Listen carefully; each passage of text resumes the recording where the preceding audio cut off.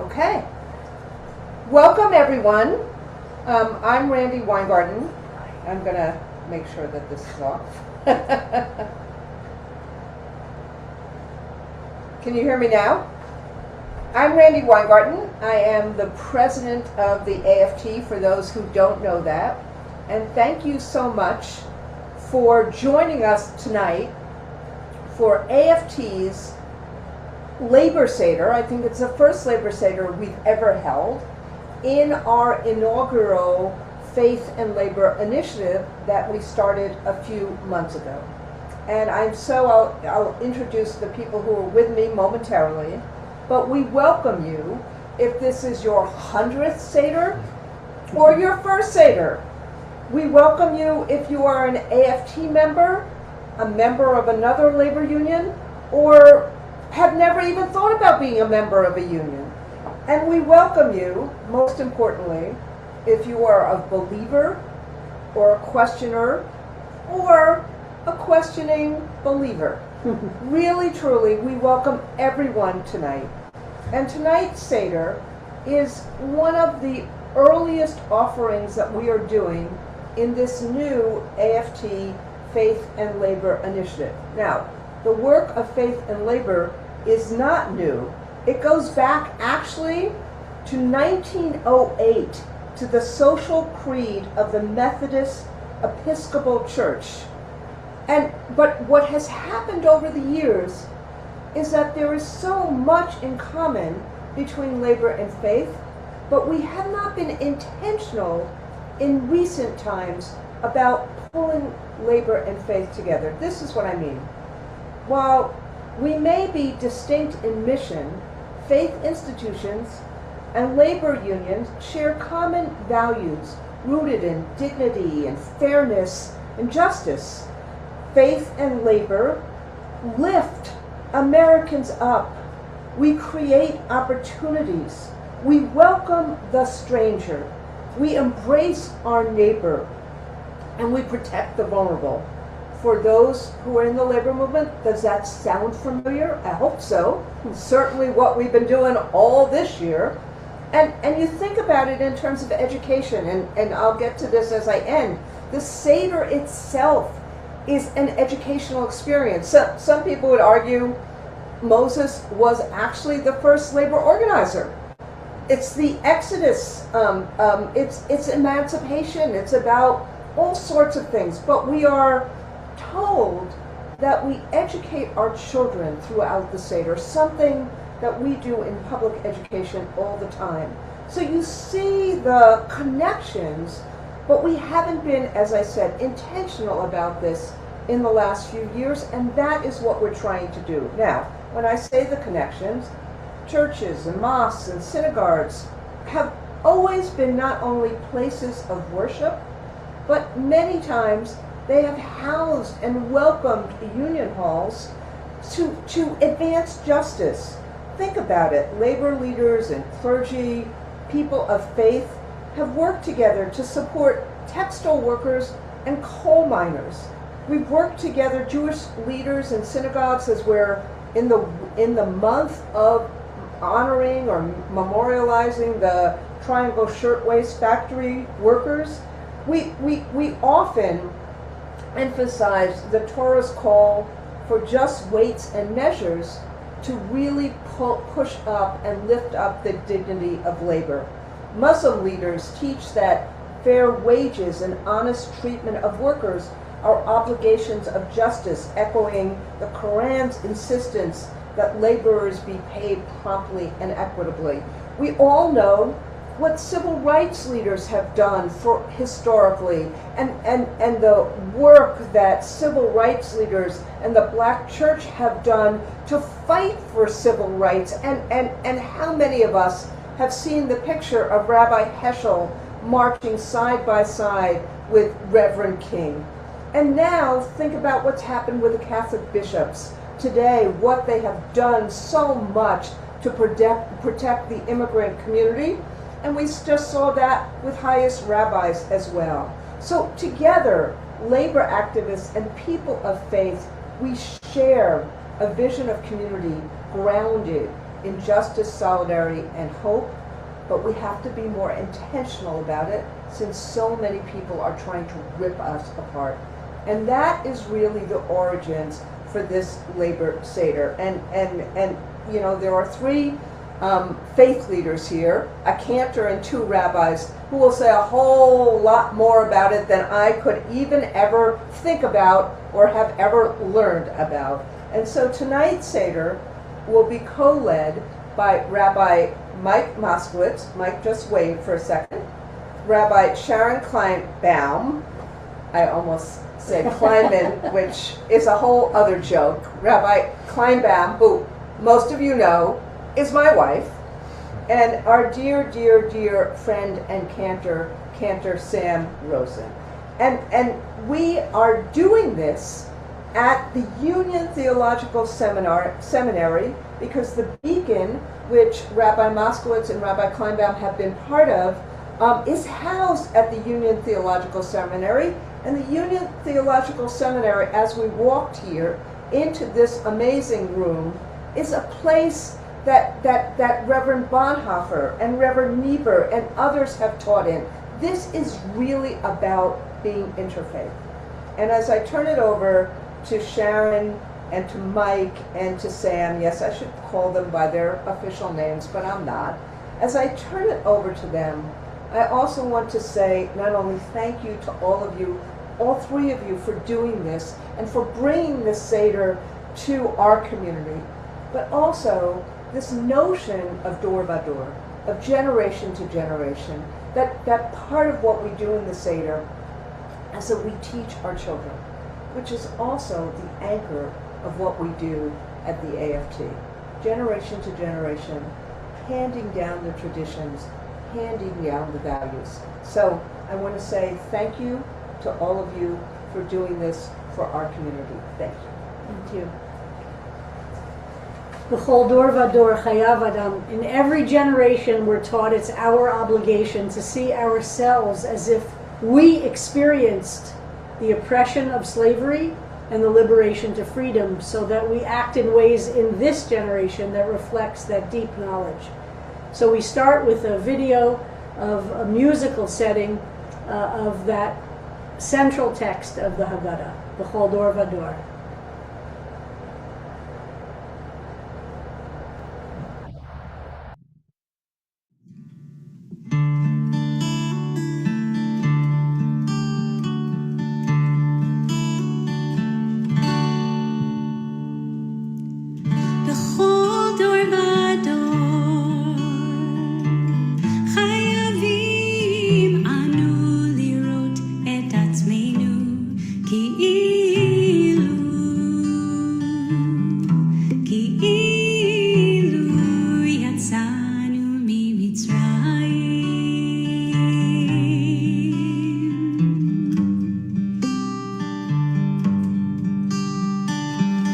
בכל דור ודור חייבים אנו לראות את עצמנו כאילו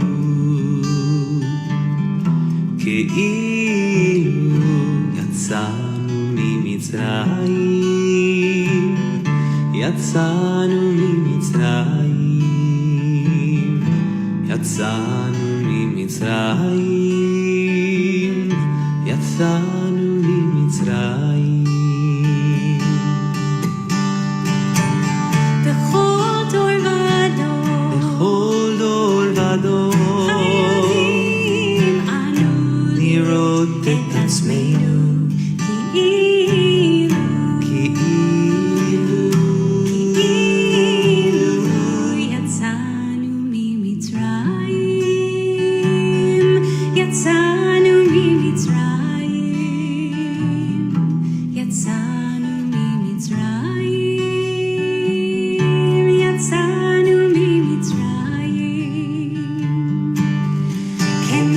picture yourself crossing through and wandering the desert.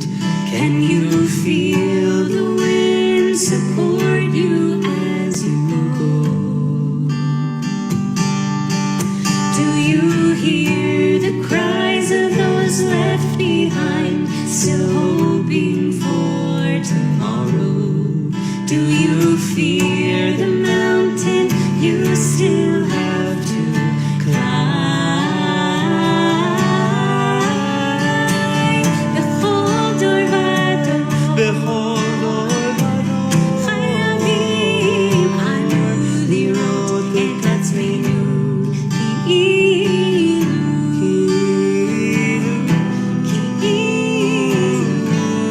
יצאנו ממצרים, יצאנו ממצרים, יצאנו ממצרים, יצאנו ממצרים, יצאנו ממצרים,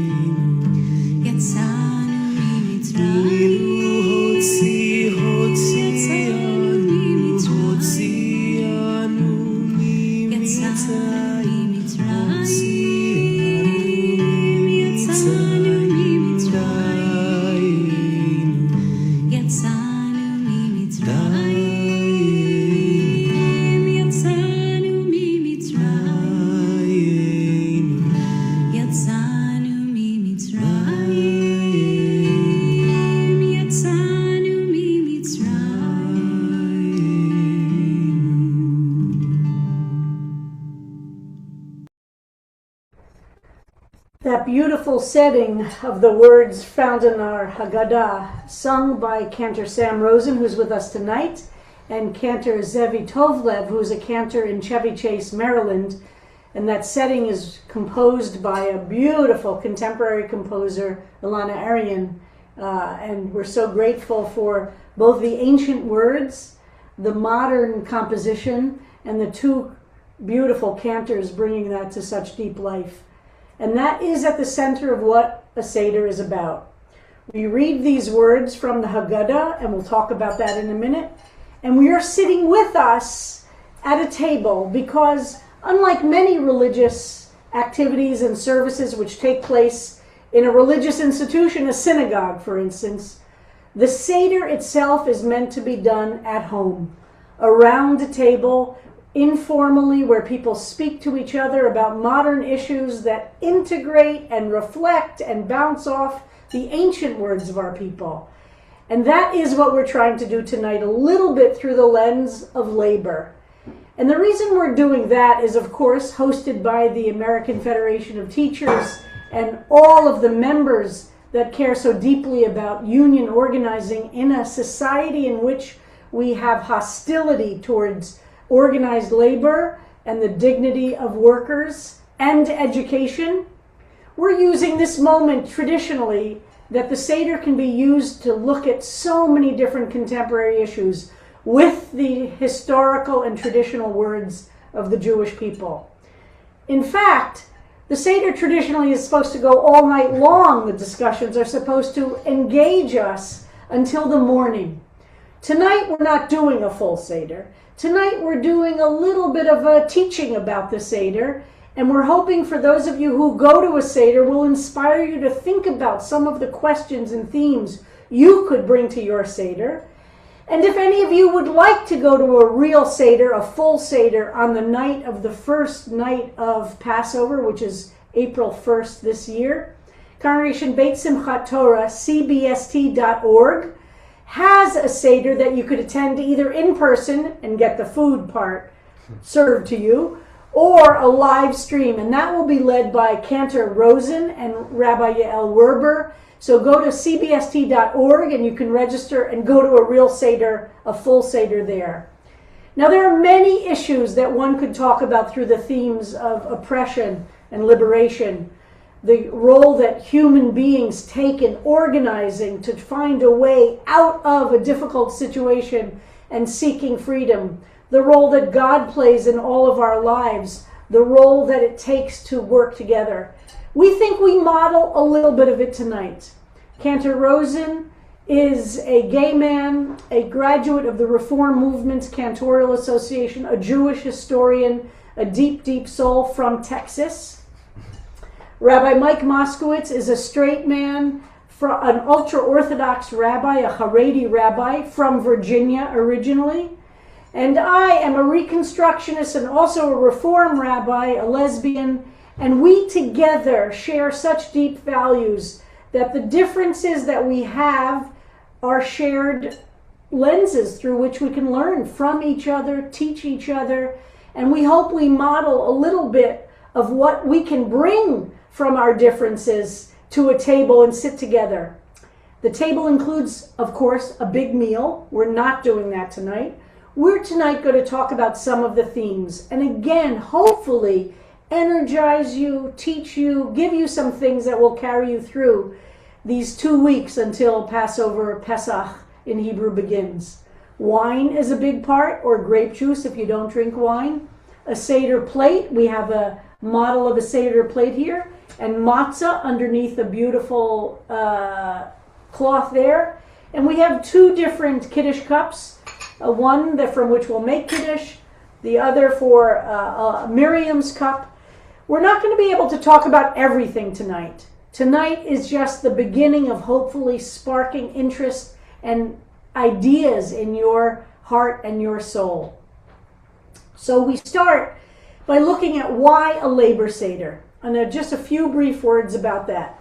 Ultimately, the story of the Exodus from Egypt is a story of workers treated oppressively for hundreds of years by a brutal, oppressive regime which used cheap labor given without consent by slaves so that this civilization could build glorious and beautiful cathedrals, pyramids to their power.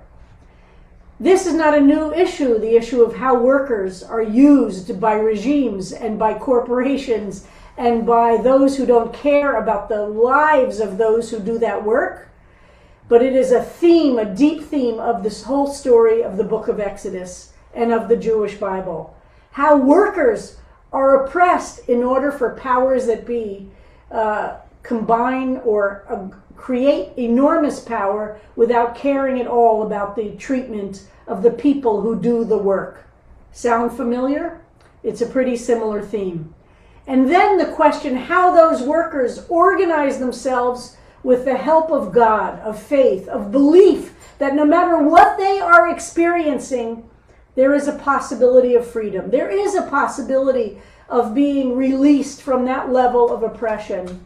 That is a theme that has resonated throughout thousands of years. The Black Church took the story of the Exodus and made it the story of enslaved Africans here in America seeking freedom and believing that the condition of slavery was the aberrant behavior of human beings, not what God wanted. That God was crying with and on the side of those oppressed workers. The Seder night itself is an act of education. We are told that children are the center. People who know little should be engaged, not made to feel like you don't know enough. In fact, the Seder night is often called a night of questions, this particular Haggadah, because it's a night of asking questions. Some of the answers we might have, and some we only engage in long conversations. So Rabbi Moskowitz, I'd love to ask you, what is the Haggadah, this book that we use the night of the Seder? Thank you so much. The Haggadah is the classic textbook for the night of Passover, but as educators know, we don't teach material, we teach students. So the word Haggadah means to tell over, but we also know that there are no synonyms in biblical Hebrew. So we have a lot of words to say. We can talk, we can declare, we can even command.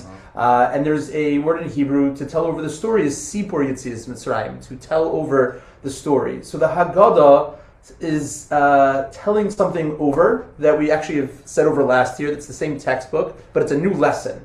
The word Haggadah is to tell over new things, which is one of the reasons why there are so many Haggadahs, right? Because the working principles of organizing and fighting tyrants and struggling for liberation, the working mechanism is the same. But what it means today and tomorrow and thousands of years ago shifts. So this is the classic text, and it actually begins with a lesson plan, right? Which are the 15 steps known as Simonim, that lay out for the syllabus what we're going to do tonight. 15 is an important number. Numbers in general are really important for the night of Passover.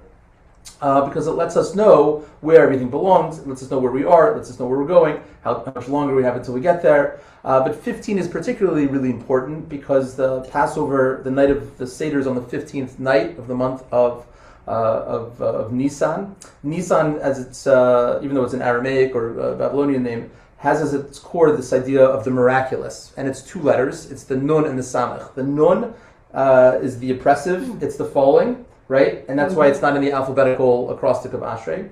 And then the samech, right, which is the second letter of the word nes, meaning miracle, the root of the month of Nisan, is the ubiquitous symbol for equality, where every place on the circumference is equidistant to the epicenter. And what folks might not know is that the letter samech is the 15th letter in the Hebrew alphabet. And when you spell out... and so if you spell the letter samech, it forms a word like many of the letters in the Hebrew alphabet, which is the word to support, somech. And in Ashrei we say, samech l'chol hanoflim, that God supports all those who are oppressed. So the focus, which is one of the reasons why many people have matzahs, which are circular, right, to speak to the struggle of liberation, that those who are accustomed to discrimination, equality feels like freedom. And so at the very beginning of kind of this lesson plan, we use simanim, signs, notes, and one of the ways in which we can recall from year to year and also have a framework to add new material is by having notes that we sing as well.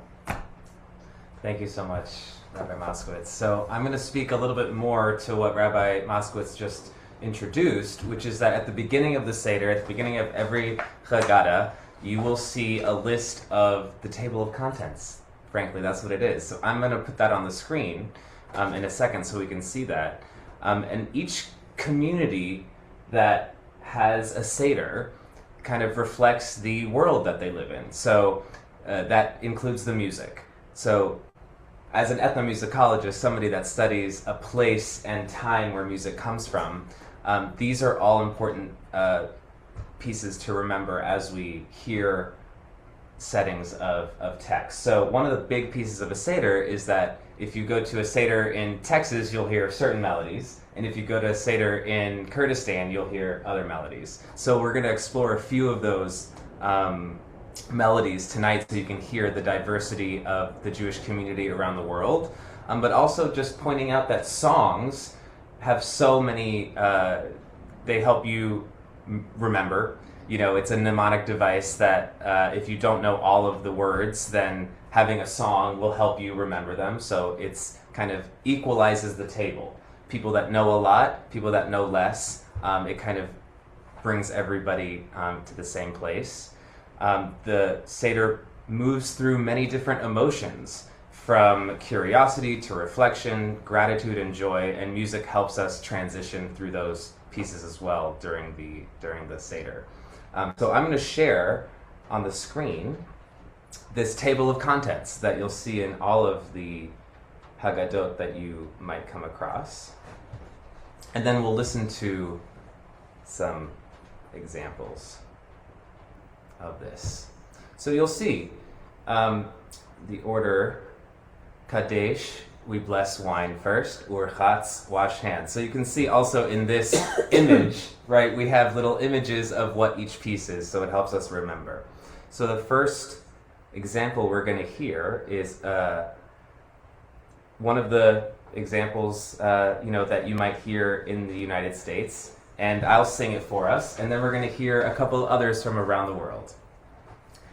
Kadesh urchatz karpas yachatz magid rachza motzi matzah maror korech Shulchan orech tzafun barech halel nirtzach.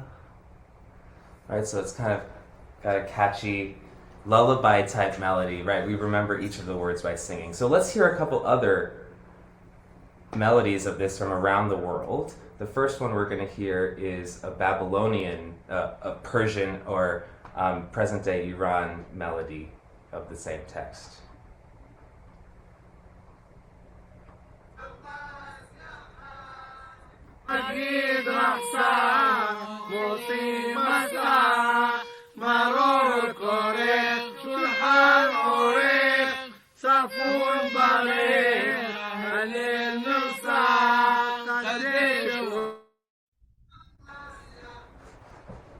And now we'll hear a second version, this one from the Kurdistani community.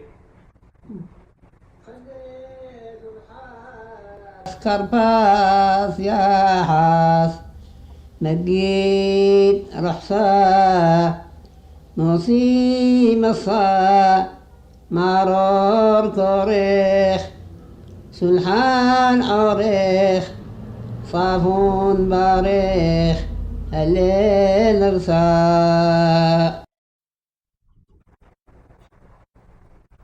So you can hear from the three very different melodies that are all connected to this idea that the Seder is a home-based ritual. As Rabbi Kleinbaum said, it's not in the synagogue, right? It's not led by a rabbi or a cantor or another clergy person. It really equalizes our learning and teaching from one generation to the next. Beautiful. Thank you, Cantor. Would you say a few words about the first of that list, which is Kadesh, or to make Kiddush, to sanctify the wine? And we Jews, we sanctify wine or grape juice. It's totally acceptable to use grape juice if you don't drink alcohol. But the idea is to use a grape, a product of the grape. And would you talk about why we start by sanctifying the role of that in the Seder? So Leil Seder literally is the night of organizing. And the greatest resource that we have to network to the needs are people. And so when we establish Kadesh, where really we acknowledge how empowered we are to change the status quo by simply bringing our intention and ourselves to it, right? It's transformative for the rest of the night, right? That what the world is missing is nothing other than people showing up to take care of each other. That's why the world's broken, not because there isn't enough food. That's not why people are hungry, right? Because the system's broken. So Leil Seder is the night of organizing. So the word kiddush, to make kiddush, kadesh, is simply the declaration of the sanctity of human life, of our identities of being created in the image of the divine, the source, the infinite source of the universe, and our capacity and partnership to really transform. We can transform Friday afternoon into the Sabbath. We can transform the workplace and all mundane spaces, classrooms, into sanctuaries for people to be the most authentic and genuine best version of themselves. We can create space from being free from an intention of goodness and generosity and kindness to one that is teeming and overflowing. And so that's how we acknowledge that really it's on us to be able to do this. And so we make Kiddush because ultimately we're the ones who get to transform the world into holiness. Traditionally, some Jews stand for Kiddush, some Jews sit for Kiddush, but since this isn't actually the Seder, the three of us are going to sit, but we want you to hear what this beginning of the Seder sounds like. Baruch atah Adonai Eloheinu melech haolam borei peri hagafen. Baruch atah Adonai Eloheinu melech haolam Asher bachar banu mikol am veromemanu mikol lashon v'kidshanu mitzvotav v'titein lanu Adonai Eloheinu be'ahava moadim lesimcha chagim uzmanim lesason et yom chag hamatzot hazeh zman cherutenu מקרא קודש זכר ליציאת מצרים כי בנו בחרת ואותנו קידשת מכל העמים מועדי קודשך בשמחה ובששון הנחלתנו ברוך אתה אדוני מקדש ישראל והזמנים. After the Kiddush, when we do this very deep act, and I need to really emphasize what Rabbi Moskowitz said, the story of Passover is the story of how to oppressed people move from having no control over their lives no control over the work of their hands or the product of their labor, how do they, after hundreds of years we're taught that the Israelites were enslaved people, how do they understand their power to be able to change their circumstances? And those of us here in America who have experienced what's been going on the last few years, so many people are full of despair. We've only been dealing with this particular regime for 1 year, and we have people wanting to give up. The story of the Seder gives us an image of people who have been enslaved people for 400 years and still are able to find a way to organize themselves, to create leadership and a structure, and have faith that it's still possible to do. So over and over again, this theme has relevance to us today. It doesn't get stale at all. And the Seder continues to celebrate the springtime because, of course, it's both acknowledging the moment in the cycle of the year where we go from frozen earth, where you can't imagine life underneath frozen solid ground. You know, I saw some crocuses today starting to come up. We start to see this emerging buds on trees. And the Passover holiday also celebrates the emergence of spring, which reminds us that as much as the ground seems full of death and cold and solid frozen, there's life underneath. And we have an impact on believing the possibility that that green is going to come up. And we move through that celebration of the spring and the celebration of the possibility. And we get to the part of the Seder which is the telling of the story. And if there are any teachers out there, you know how profound it is to tell a story, not to just pass on information of what the story means. That we need to be able to tell our lives in stories that make sense and help us understand our history, where we've come from, and it helps us understand the values we're being given by our ancestors that inform our actions today. So we get into really kind of the big core center of the Seder before the meal. That's why you should have a little nosh, a little snack, have a little food on the table for people to make sure they don't get too impatient. But the idea is to then tell the story. And the story is a big part of the Haggadah, but it's also our telling of it that matters. It's not just that it's words written down. And you're not really doing the Seder right if you only read the words of the Haggadah.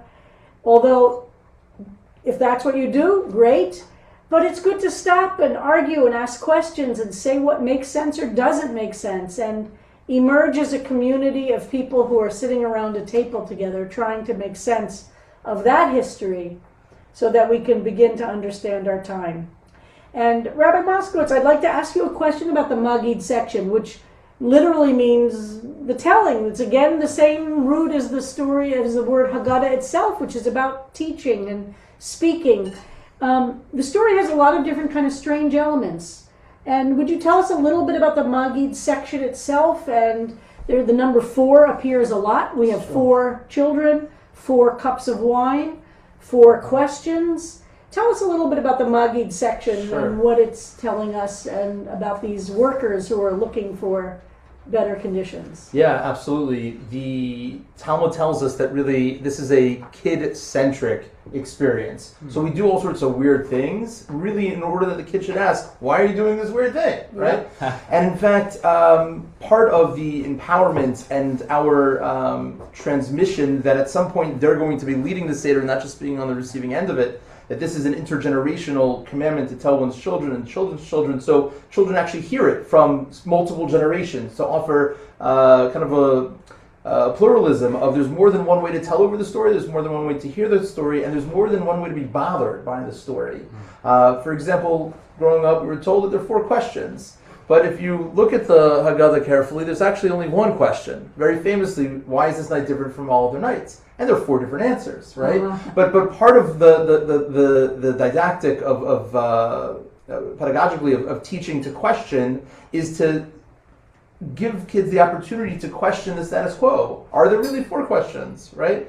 And in fact, the rabbis can parse the Manishtana, that the ability to ask questions, the ma is nishtana, that asking questions itself is a transformative act of speaking truth, right, to perceive power. That is what you're saying even true, and telling kids that that's part of your job in this world is to question, because every single generation is supposed to advance the cause of goodness. But in hearing from parents and from grandparents, we know that the struggles are not linear, right?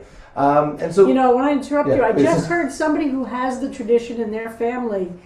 Somebody recorded their grandfather, Wow. his introduction to the Seder many, many years ago with a big tape recorder machine.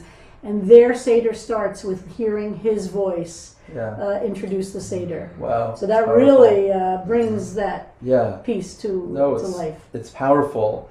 And I think when we think about organizing, and Cantor, I'm also curious how, because we all have different kind of Seder practices and experiences.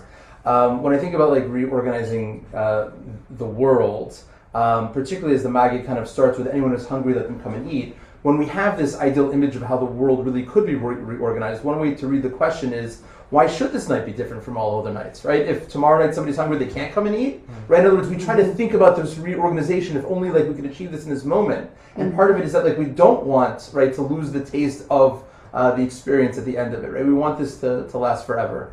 So yeah, I'm curious what kind of practices or the things in terms of the questions that feel alive for you this year.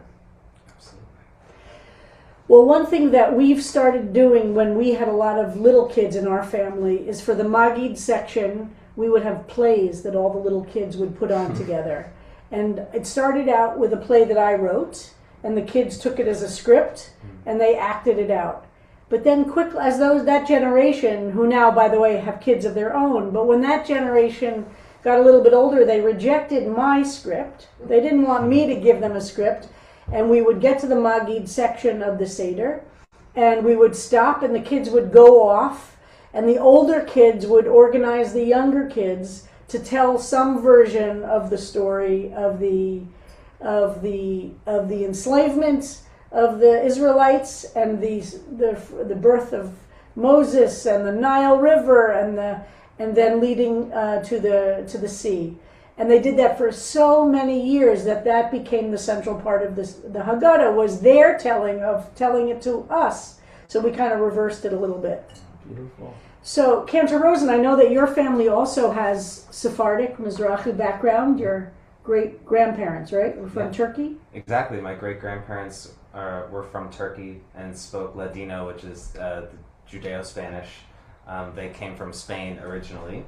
And so that was a big part of our Seder tradition. Hopefully we'll have time to hear a Ladino Seder song. I remember all of every generation sitting around the table singing these medieval Spanish songs about the Seder from the Haggadah as well. And so that was Such a great example. The words are the same. Yes, exactly. But the setting and the understanding of them completely different. Right. And the youngest, as far as what we call the 4 questions, of course, yes, maybe it's one question. The youngest would actually read those 4 questions to the leader of the Seder. So that was our tradition. And then, as the kids grew up, they passed it on to the next kid as they could learn it. So should we have a rendition of the Manishtana? I'd be happy to. 4 questions, or the 1 question, 4 answers? Absolutely. Would you sing that for us? You actually are the youngest of the 3 of us, so it's appropriate. I'll be asking you the questions. Yes. And maybe we can answer them. Okay.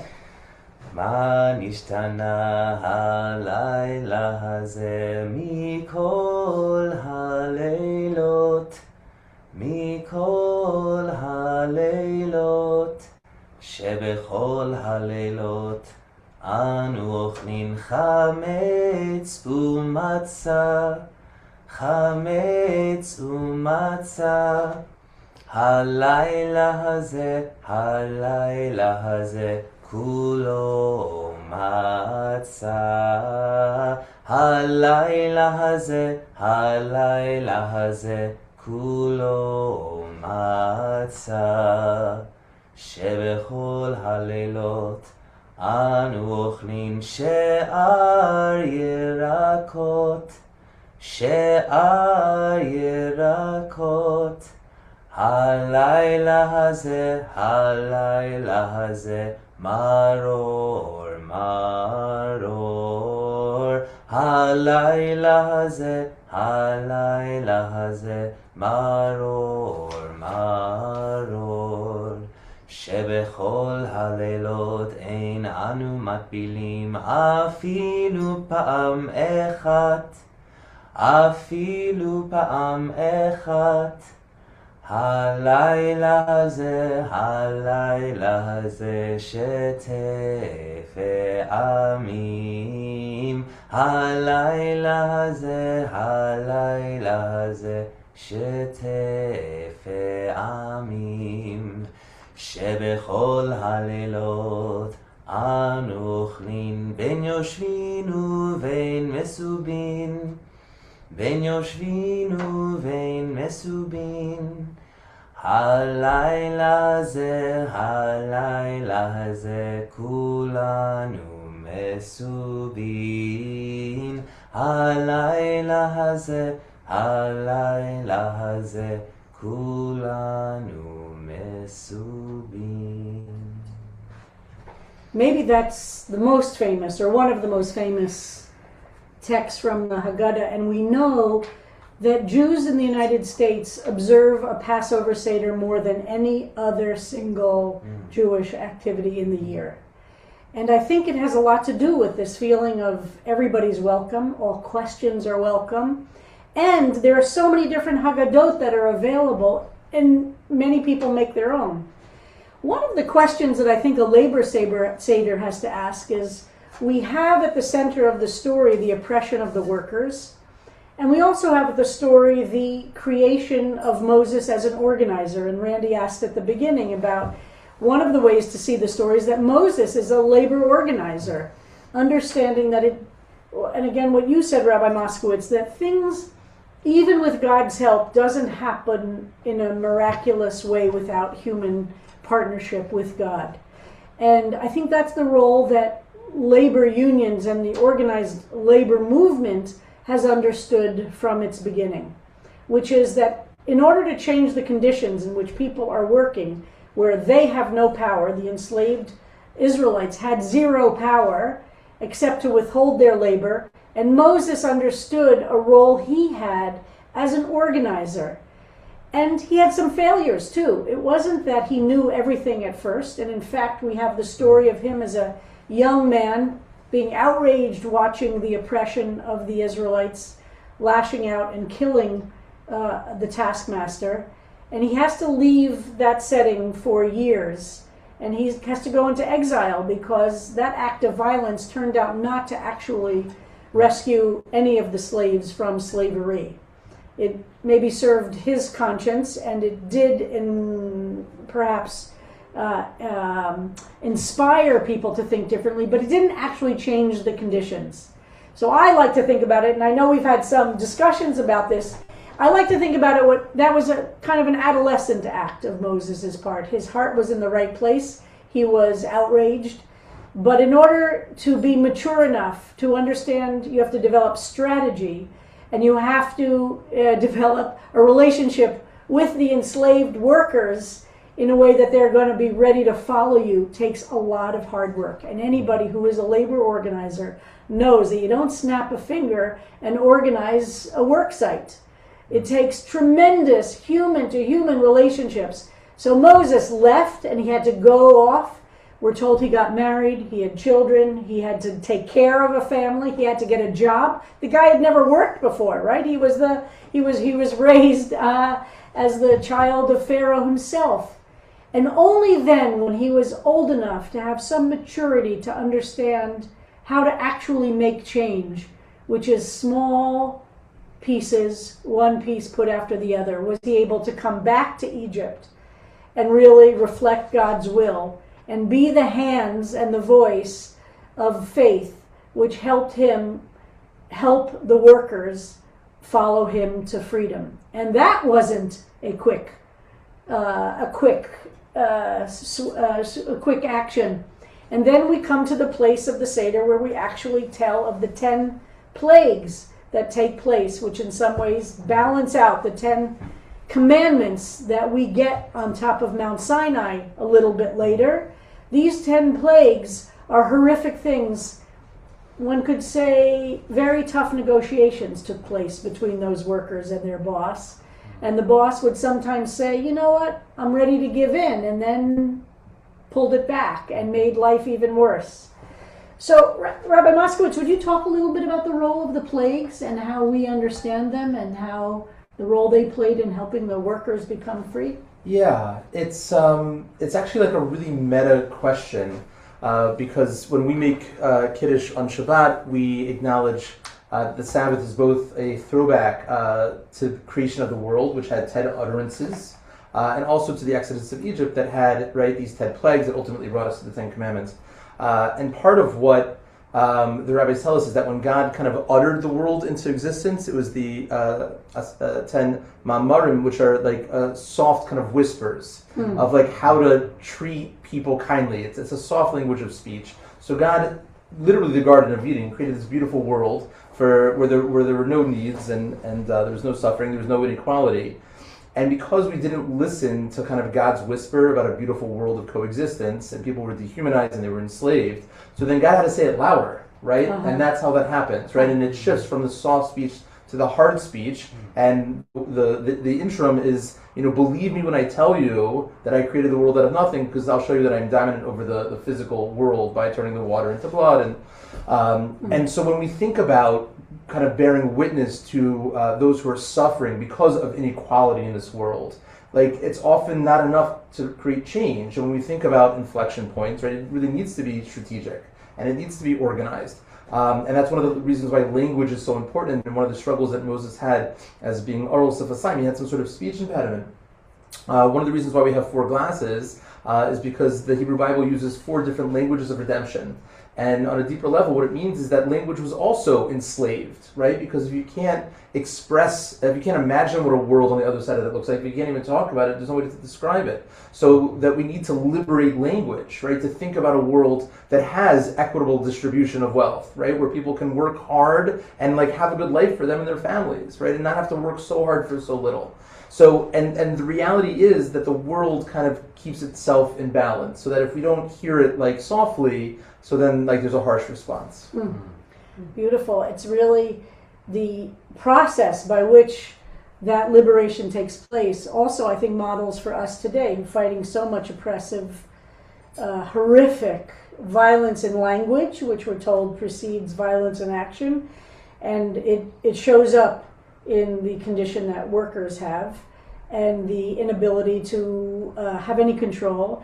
And then we watch this process take place, which is Moses as the organizer, which he has to lean on other people like his brother Aaron and his sister, and he becomes, he has that vision of what's possible.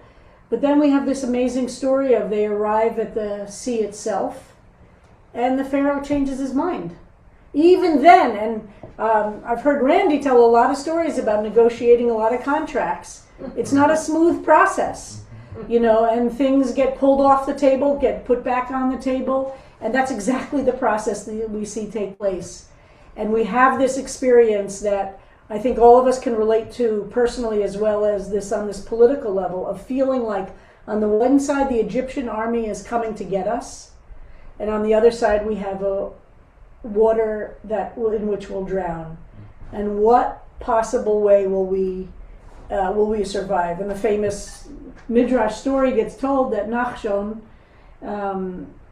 takes a step into the water, not Moses, by the way, not the big leader, not somebody we've really known much about, but Nachshon steps into the water up to his ankle, up to his knee, up to his waist, and the water finally is up to his neck, and that's when the water parts. And how many of us need to learn this lesson, that there is a way that we have to step forward without knowing what the future will be, and then there are things that will emerge that we can't imagine. The water parts, we're told, which is of course both in our tradition what happens, and also it's a metaphor for how we get through difficult times.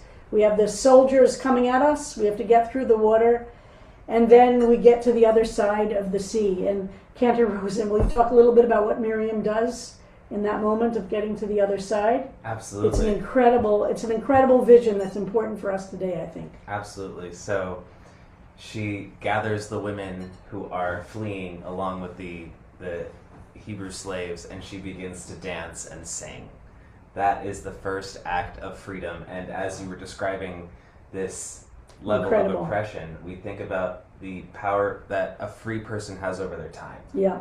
And we have the time to tell this story Yeah. amongst each other and add music and remember the memory. So I think that's another really important piece that the Seder provides for us, which is this image that we have to stop. And even she didn't know what the future was going to be, right there in the middle of the desert. It's not like they got to freedom with all their resources. They had nothing. They They couldn't had do nothing. anything but sing. They couldn't had do to sing. anything but sing and dance. And our ability to remember the role that joy has, that creating beautiful music and dance and arts, even while we're still in the desert, we haven't quite gotten to total freedom, or maybe we are totally free because we don't have the oppressors. That's really, really key to all of us. So we have this setting, or are you willing to sing the Avadim Hayinu? Because that is, there's a text in the Haggadah that becomes a model, I think, which says, Avadim Hayinu, we were slaves, v'ata b'nei chorin, and now we're free.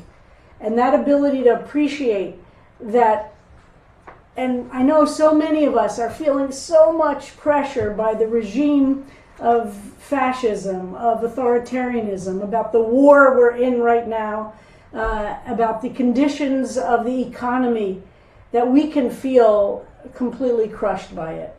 And the text, and this particular text and the text of the Haggadah gives us over and over again, we need to remind ourselves, now we might be enslaved, but we are also about to become free. And it's up to us to do that strategic work to get there, and to have the faith, and to breathe through the understanding that God is on our side, but is waiting for us to take that first step into the water.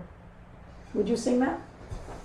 Avadim hayinu, hayinu, ata b'nei chorin, b'nei chorin. Avadim hayinu, ata b'nei chorin, b'nei chorin. Ata b'nei chorin, b'nei chorin. So, Rabbi Moskowitz, do you have any thoughts you want to, as we wind down our time today, to give people to think about as we have our own Sedarim in a week, 2 weeks, a little over 2 weeks? Sure, thanks. The one piece that I feel like maybe doesn't get enough attention is we start the story at different places, right? Sometimes we throw back to Abraham, sometimes it's to Lavan, sometimes we start with Moses. But there's a particular moment on a job site which doesn't get, I think, enough attention, which is when Joseph, right, at the request of his fathers, when Jacob says, hey, can you just see like how are things going with work, right? And so he goes to check up on his brothers. They see him from afar, the verse tells us, and they sought to kill him, which is a really important moment, both to let us know that from a distance it's much more easy to dehumanize somebody, but also because he's enslaved in Egypt, that's how everybody ends up there enslaved. Had Joseph not been seen as less than, none of this would have happened, right? Yeah. So that's the beginning of the story. At the workplace where somebody is being told the world is better off without them, right? Because they really want to kill him, somebody has to interject. Ultimately, the Haggadah concludes with a song of lots of different songs, but who knows one, because part of organizing is recognizing that there are no extra people in this world. Everybody's got a place. And that when we come together, we change the world because everybody's doing what they're supposed to be doing. And not just do we know where all the people belong and the role that each one of us is supposed to take, but we even know what the numbers are supposed to be doing. We have so figured out the order, right, that we know the numbers for all the different colors if we wanted to paint it. So I think that's for me a recognition that it comes full circle, that anyone is hungry, let them come and eat. There are no extra people in this world, and the only way that we can ever really achieve liberation today is to recognize that nobody can be left behind. Beautiful. Just beautiful. No one can do everything, but everyone can do something. And that's part of the struggle towards liberation. And it's to remember that we each have a place and a piece to offer. Exactly who we are matters. And that God is crying with us. That gives me a lot of comfort, for sure. So as we wind down this Seder, we again want to say to everyone, we're so grateful to share this time with you. So grateful to the organized labor of this United States who have done so much work. And we recognize there is a lot happening in the world that wants to crush the effort to make the world a better place. And the model of organized labor is simple, that what people can do together in a group far exceeds what any of us can do alone. And the Seder itself emphasizes that in all the different shapes and ways. So we hope you ask a lot of questions. We hope you're left with a lot of questions. And we hope that you'll find a way to continue participating in a world that we move towards liberation, knowing that every one of us has an important piece to play. So the Magid section ends. We sing some celebratory songs of Hallel, and then we eat. But after we eat, there's also more of the Seder. And the Seder ends typically with a bunch of different fun songs and some deep songs that are sung in ways that are fun. But we're going to end tonight's Seder introduction with a Ladino version of a song, Who Knows One. And exactly as Rabbi Moskowitz said, it starts with one. And each one of us matters. It's not just about God as one. It matters the uniqueness of each one of us is exactly what makes this world the place it is. And if we are alive now, it's because the one in the heavens has a role and a place for each of us in the liberation of this world, this deeply broken world we're in. So we're going to end with Who Knows One in Ladino, which is the Judeo-Spanish language sung by Jews all across the Sephardic Jewish world. And this is a cumulative song. So each new verse adds a new line, so it's really good, predictable structure made for group singing. So this is why it's perfect for the Seder. And you can see this medieval Spanish with Hebrew. So feel free to join along where you are with the words up on the screen. Quien supiense y entendiense, alabar al Dios creense, cuál es el uno, uno es el Creador, Baruch Baruch Shemo. Quien supiense y entendiense, alabar al Dios creense, cuáles son los dos, dos Moshe y Aarón, uno es el Creador, Baruch Baruch Shemo. Quien supiense y entendiense, alabar al Dios creense, cuáles son los tres, tres madres de Israel, dos Moshe y Aarón, uno es el Creador, Baruch Baruch Shemo. Quien supiense y entendiense, alabar al Dios creense, cuáles son los cuatro, cuatro padres de Israel, tres nuestros padres son, dos Moshe y Aarón, uno es el Creador, Baruch Baruch Shemo.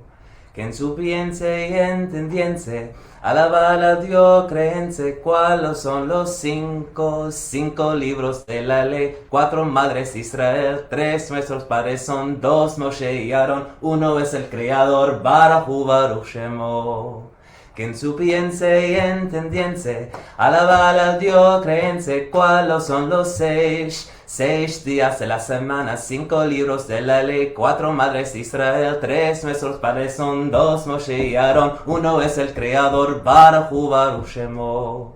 Quien supiense y entendiense, alabar al Dios creense, cuáles son los siete días con Shabbat, 6 días de la semana, 5 libros de la ley, 4 madres de Israel, 3 nuestros padres son, 2 Moshe y Aarón, 1 es el Creador, Baruch Baruch Shemo. Quien supiense y entendiense, alabar al Dios creense, cuáles son los 8 días de la milá, 7 días con Shabbat, 6 días de la semana, 5 libros de la ley, 4 madres de Israel, 3 nuestros padres son, 2 Moshe y Aarón, 1 es el Creador, Baruch Baruch Shemo. Quien supiense y entendiense, alabar al Dios creense, cuáles son los 9 meses de la preñada, 8 días de la milá, 7 días con Shabbat, 6 días de la semana, 5 libros de la ley, 4 madres de Israel, 3 nuestros padres son, 2 Moshe y Aarón, 1 es el Creador, Baruch Baruch Shemo. Quien supiense y entendiense, alabar al Dios creense, cuáles son los 10 10 mandamientos de la ley, 9 mesas a la preñada, 8 días a la mila, 7 días con Shabbat, 6 días de la semana, 5 libros de la ley, 4 madres de Israel, 3 nuestros padres son, 2 Moshe y Aarón, 1 es el Creador, Barajú Baruch Shemo. Thank you, everyone. And whatever season you're blessing, may it be full of blessings for you and your family, and may it be a season full of liberation for all. Thank you, everyone. Amen.